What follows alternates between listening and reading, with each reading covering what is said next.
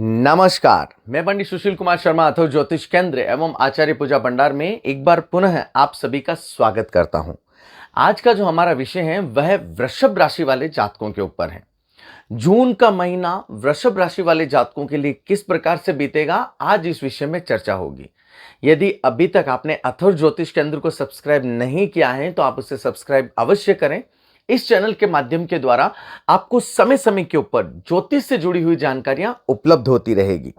यहां पर यदि ग्रहों की चलायमान स्थिति के बारे में यदि बात की जाए तो यहां पर मास प्रारंभ से ही सूर्य वृषभ राशि का होते हुए लग्नस्थ चलायमान है। साथ ही यहां पर शुक्र मंगल के साथ में युक्ति करते हुए तृतीय भाव में चलायमान है। चंद्रमा केतु के साथ में युक्ति करते हुए तुला राशिगत होकर षष्ठम भाव में चलायमान है। शनि कुंभ राशि का होते हुए दसम भाव में चलायमान है और बृहस्पति बुध और राहु मेष राशिगत युक्ति करते हुए द्वादश भाव में चलायमान कहे गए हैं। यहां पर यदि इस महीने वृषभ राशि वाले जातकों के बारे में बात की जाए तो ऐसा कहा जा सकता है कि यह महीना वृषभ राशि वाले जातकों के लिए मिश्रित फलदायक है। यहां पर यदि आपको किसी भी प्रकार का कोई भी समस्या हो या उसका समाधान आपको कहीं नहीं मिल रहा हो तो विशेष तौर से वृषभ राशि वाले जातकों को शुक्र के संबंधित 65 ग्राम से ऊपर चांदी का काढ़ा धारण करना बहुत ही श्रेष्ठ माना जाता है। फिर भी यदि आपको लगता है कि शुक्र कहीं ना कहीं योग कारक नहीं हो रहा है तो आप शुक्र के संबंधित आप शुक्र स्तोत्र का पाठ कर सकते हैं। शुक्र के संबंधित आप जिरकन या हीरा धारण कर सकते हैं, वह भी आपके लिए बहुत योग कारक रहेगा। ये छोटे छोटे उपाय आपके जीवन में जो भी समस्याएं चल रही हैं वह ईश्वर की कृपा से जरूर दूर करेंगे। विशेष तौर से आप कुंडली में यह भी देख ले कि कुंडली में शुक्र की अवस्था कहाँ है, वह आपके मित्रवर्त है या फिर शत्रुवर्त हो रखा है। तो इन चीजों को ध्यान में रखकर फिर आप रत्न रुद्राक्ष को धारण करें, वह आपके लिए परम योग कारक रहेगा।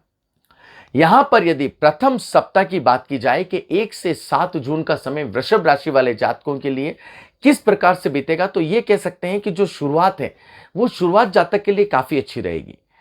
इस समय अवधि में जातक को कहीं ना कहीं से शुभ समाचारों की प्राप्ति के परम योग बनेंगे। साथ ही यहां पर जातक अपने किसी ऐसे कार्य में लगेगा जहां पर जातक को लाभ प्राप्ति के परम अवसर मिले। इस समय अवधि में जातक किसी साझेदारी वाले कार्य में भी लग सकता है, उसमें भी जातक को लाभ प्राप्ति के परम अवसर प्राप्त होंगे। 3 और 4 का समय जातक के लिए सुख शांतिदायक कहा जाता है। इस समय अवधि में जातक कहीं ना कहीं अपने मित्र और रिश्तेदारों से मुलाकात जरूर कर सकता है। साथ ही साथ यहां पर जातक को यदि कोई कोर्ट केस कचहरी का कोई भी लफड़ा है या कोई भी समस्या है तो वहां पर भी जातक को शुभ समाचार मिलेंगे, वह जातक के दूर होंगे। साथ ही यहां पर 5 और 6 तारीख को आप विशेष तौर से राउंड अप कर दें वृषभ राशि वाले जातक, क्योंकि 5 और 6 तारीख का समय बिल्कुल भी अच्छा नहीं है। इस समय अवधि में जातक के क्या होगा कि जो चंद्रमा है वह अष्टमस्थ हो रहा है। अब जब अष्टम और पितृ कारक भाव में जब चला गया है तो उस समय अवधि में जातक के लिए घातक कहा जाता है, ठीक है ना। यहां पर अनावश्यक वाद विवाद में जातक उलझ सकता है, नहीं चाहते हुए भी समस्याओं में पड़ सकता है, कोई गलत निर्णय हो सकते हैं जिससे जातक को बाद में पछतावा हो।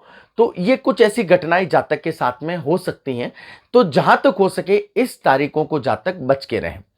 यहां पर यदि जातक अपने होशो हवास में कार्य नहीं करता है और यदि जिसे कहते हैं ना कि जल जलाहट में और क्रोध रहकर कार्य करता है तो वो किसी बड़े कार्य में फंस सकता है। तो विशेष तौर से इस दिनों को ध्यान में रखना है। 7 को पुण्य समय जातक के अनुकूल होगा।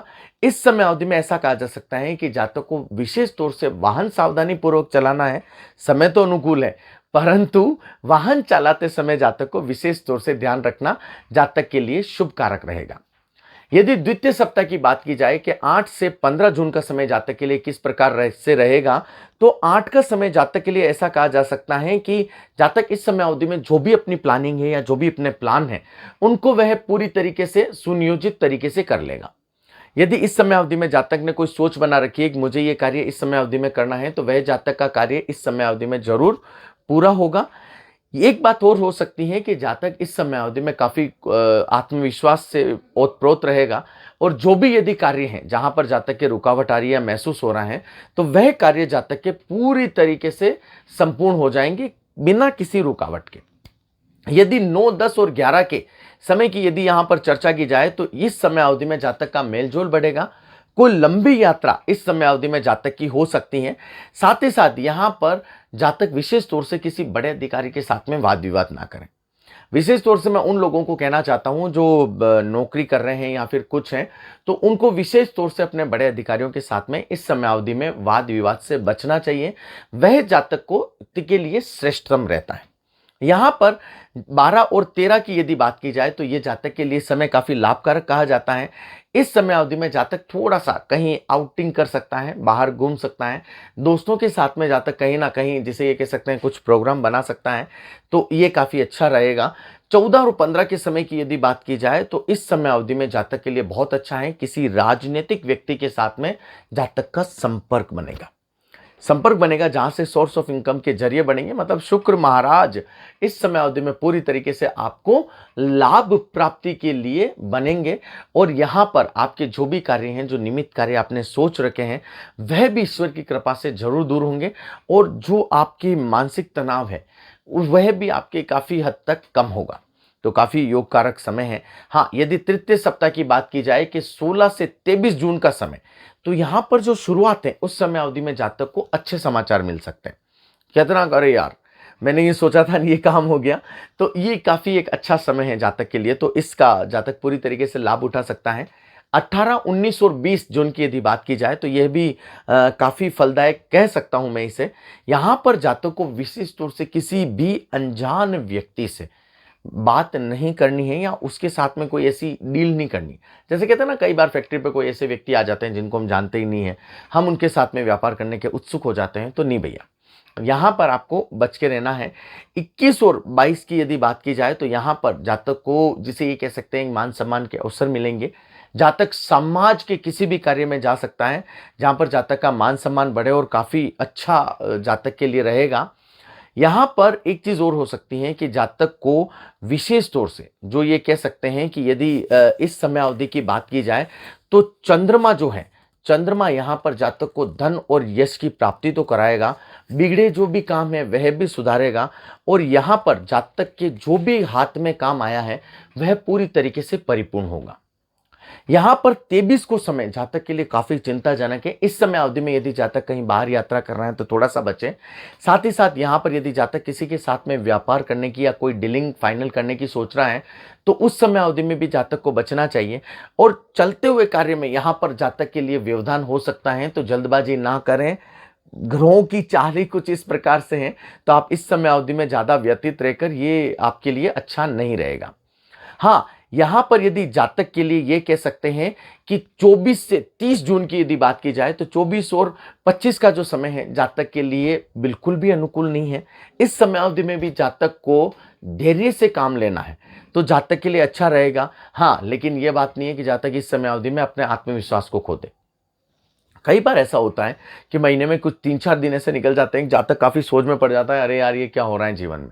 अरे भैया, जब कहते हैं ना कि सुख का पाया आया है तो दुख भी आएगा, दुख आएगा तो सुख भी आएगा, तो ये एक चलन चलता रहता है। यहां पर आपके साथ में इस समय अवधि में कोई ऐसी अप्रिय घटना घट सकती है जो आपके जीवन में अनएक्सपेक्टेड हो, तो विशेष तौर से आपको प्रत्येक कार्य के प्रति इन दिनों में आपको सावधानी बरतनी है। तभी मैंने शुरुआती चरण में कहा था कि ये महीना वृषभ राशि वाले जातकों के लिए मिश्रित फलदायक है। कहते ना, कई बार सोचा था उसके अनुसार कार्य नहीं हो रहा है, मजा नहीं आ रहा है जीवन में, तो भैया आप विशेष तौर से आप शुक्र के संबंधित उपायों के प्रति लग जाएं। यदि आप व्रत कर सके तो आप संतोषी माता का कर सकते हैं, आप वैभव लक्ष्मी के संबंधित जा सकते हैं, आपकी धर्मपत्नी आपके संबंधित व्रत कर सकते हैं, उससे भी आपको लाभ प्राप्ति के परम अवसर मिलेंगे। साथ ही यहां पर क्या करना है कि 26 और 27 का समय पुनः आपके लिए थोड़ा सा सही रहेगा। इस समय अवधि में आपके पुनः मनपसंद वाले कार्य होने लग जाएंगे। 28, 29 और 30 जून की यदि बात की जाए तो उत्तम समय है, संपत्तिदायक है। व्यापार व्यवसाय में आपको लाभ प्राप्ति के परम अवसर इस समय अवधि में आपको मिलेंगे। साथ ही साथ यहां पर आपके जो भी वाद विवाद चल रहे हैं या केस चल रहे हैं उसमें भी आपको लाभ प्राप्ति के अवसर हैं। मनोवांछित जो आपने संकल्प कर रखा है वह भी पूरा होगा और परिवार के साथ में जो भी आपके गिले शिकवे हैं वह भी ईश्वर की कृपा से इस समय अवधि में जरूर दूर होंगे। साथ ही यहाँ पर यदि आपको लगता है कि हाँ यार, भगवान शुक्र की तरफ से हमें कोई ना कोई अड़चनें आ रही हैं, तो आप शुक्र के संबंधित जो भी नियम होते हैं उनकी पालना करें। आप जहाँ तक हो सके किसी एक वृद्ध निदान को ज़रूर लें। यहाँ पर शुक्र होता है विलासितापूर्ण। कई बार ऐसा होता है कि हम जो चीज़ चाहते हैं या हम विलासिता की ओर अग्रसित हो जाते हैं, तो शुक्र यह कारक माना जाता है। तो आपको विशेष तौर से क्या करना है कि आपको चंद्र और शुक्र दोनों को शांत करने के लिए कम से कम 65 ग्राम से ऊपर आपको चांदी का कड़ा आप धारण करें। जहां तक हो सके उसे अभिमंत्रित करा के पहने, तो आपको पुण्य, जैसे ये कह सकते हैं कि पूर्ण शुभ फलों की प्राप्ति के परम योग आपके बनेंगे। हाँ, यदि अभी तक आपने अथर्व ज्योतिष केंद्र को सब्सक्राइब नहीं किया है, तो आप उसे सब्सक्राइब अवश्य करें। इस चैनल के माध्यम के द्वारा आपको समय समय के ऊपर ज्योतिष से जुड़ी हुई जानकारियां उपलब्ध होती रहेगी। आपका दिन मंगलमय हो। प्रभु श्री राम का आशीर्वाद सदैव आपके ऊपर बना रहे। जय जय श्री राम, जय जय श्री राम।